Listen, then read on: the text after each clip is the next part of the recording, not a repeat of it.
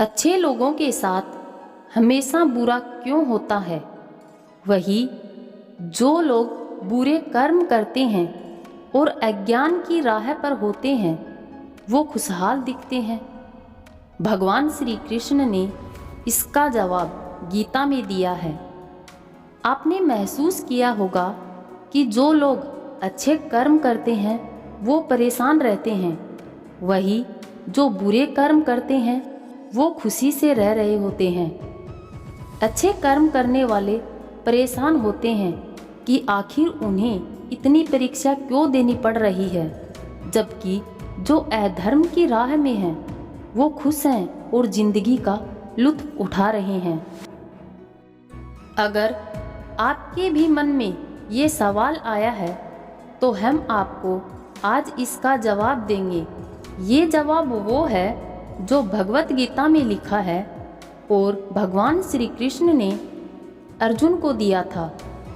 भगवत गीता में वर्णित कथा के अनुसार जब भी अर्जुन के मन में कोई दुविधा होती थी तो वो श्री कृष्ण के पास पहुंच जाते थे।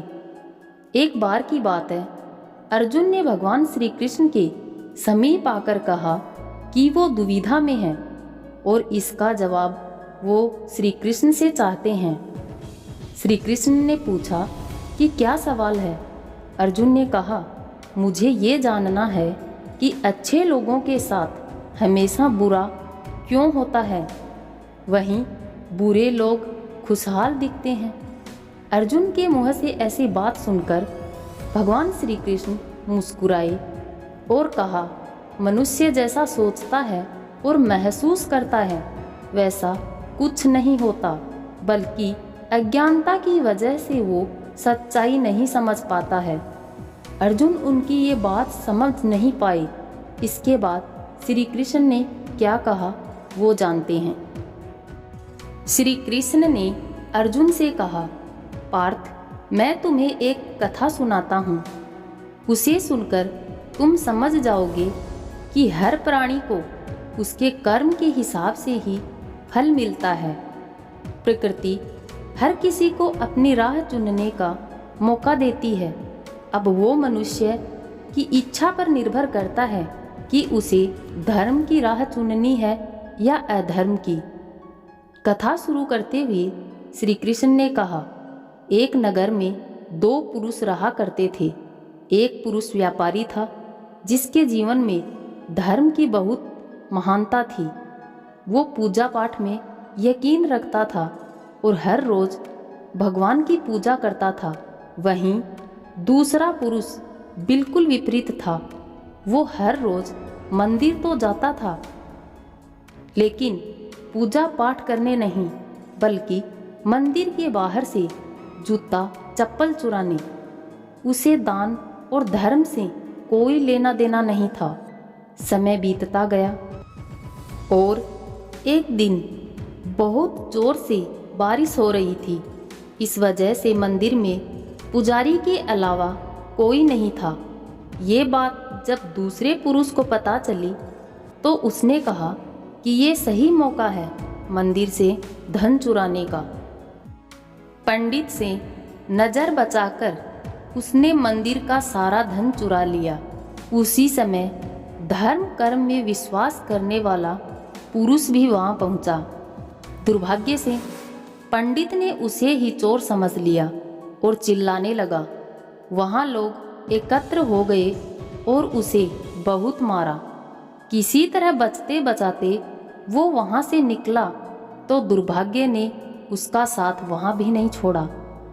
मंदिर के बाहर वो एक गाड़ी से टकरा गया और घायल हो गया। फिर वो व्यापारी लंगड़ाते हुए घर जाने लगा तो रास्ते में उसकी मुलाकात उस पुरुष से हुई जिसने मंदिर से धन चुराया। उसने कहा, आज तो मेरी किस्मत चमक गई, एक साथ इतना सारा धन मिल गया। ये सब देखकर उसे बहुत बुरा लगा और उसने अपने घर से सारी तस्वीरें निकाल दी। कुछ सालों बाद दोनों ही पुरुषों की मृत्यु हो गई। मरने के बाद जब दोनों यमराज की सभा में पहुँचे और भले पुरुष ने दूसरे व्यक्ति को देखा तो उसे बहुत गुस्सा आया।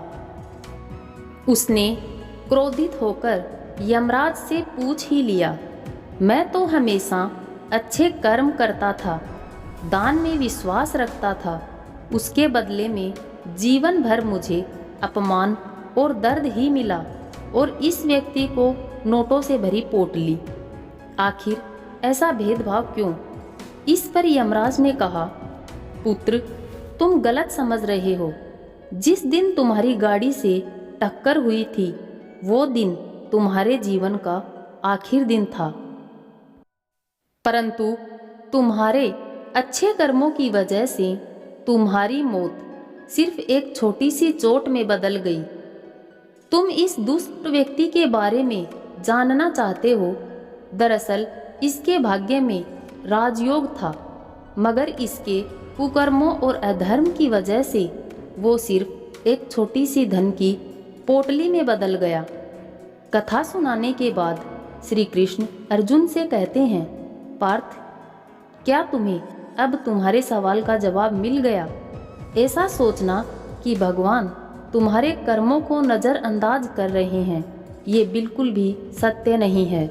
भगवान हमें कब, क्या, किस रूप में दे रहा है मनुष्य को समझ में नहीं आता, मगर आप अच्छे कर्म करते रहे तो भगवान की कृपा हमेशा बनी रहती है।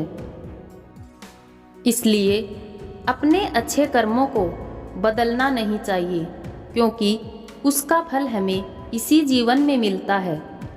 मनुष्य का फर्ज है कि वो हमेशा अच्छे कर्म करते रहे, क्योंकि श्री कृष्ण ने गीता में बताया है कि किसी के द्वारा किया गया कर्म बेकार नहीं जाता, चाहे वो अच्छा हो या बुरा हो।